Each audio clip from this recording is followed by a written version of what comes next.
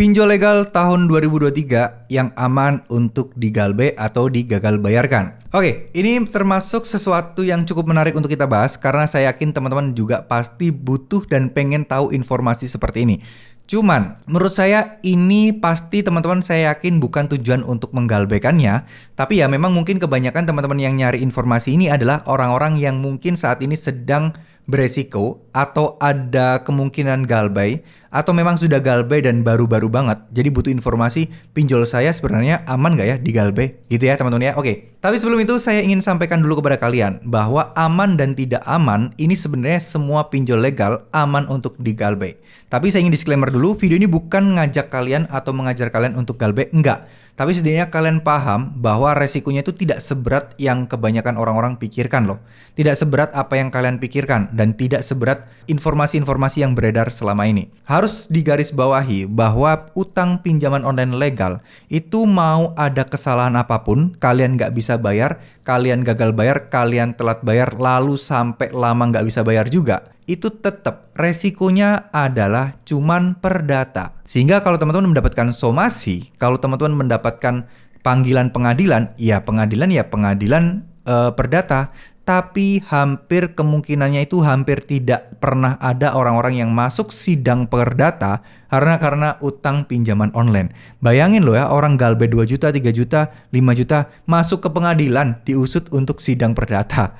Ya bayar pengacaranya aja berapa nih untuk pinjolnya? Itu loh, itu yang nggak masuk di akal dan memang nggak efisiensi banget bagi si pinjol untuk membawa kalian ke jalur hukum. Nah, sekarang kita akan mulai bahas nih. Kalau berbahaya, kalau nggak aman, itu identik dengan ada di si pinjol atau nggak? Ada di si lapangan yang datang menagih ke rumah atau nggak? Bener nggak? Coba, siapa di sini yang takut galbe itu hanya karena ada di si lapangan atau tidak? Ya, silakan tulis di kolom komentar.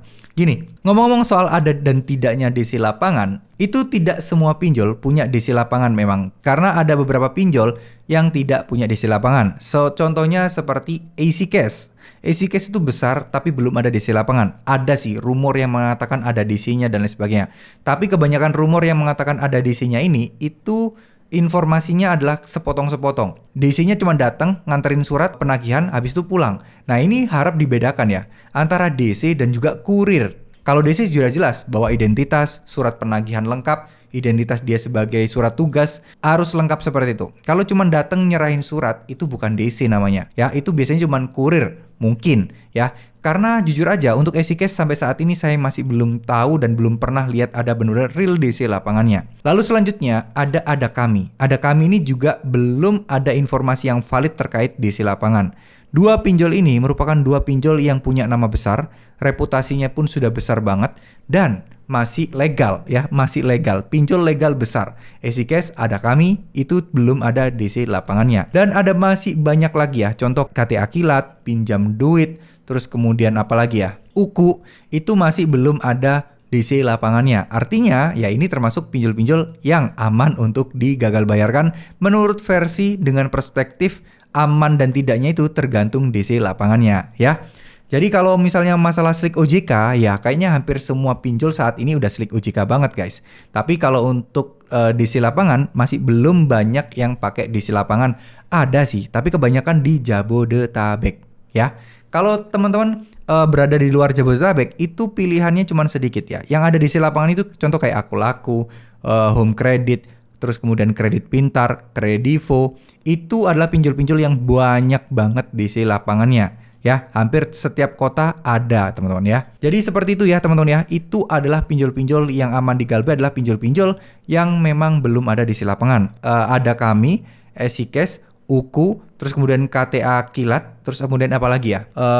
Masih banyak kok ya. Sebentar, saya cek dulu catatan saya. Nih, ada Bantu Saku, ada Pinjam Yuk, terus kemudian ada Modal, Cash Cepat, terus kemudian Singa dan lain sebagainya. Kalau Julo masih ada ya, cuman di Jabodetabek aja guys.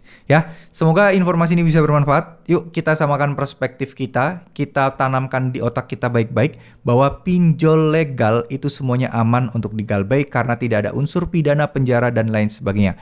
Nggak akan ada unsur kekerasan yang mengancam kalian dan seterusnya. Jadi masalah kalian cuman ada di slik OJK. Dan menurut saya kalau kalian nggak mau pinjam-pinjam lagi, slik OJK itu juga bukan sesuatu yang masalah. Ya, terima kasih. Wassalamualaikum warahmatullahi wabarakatuh.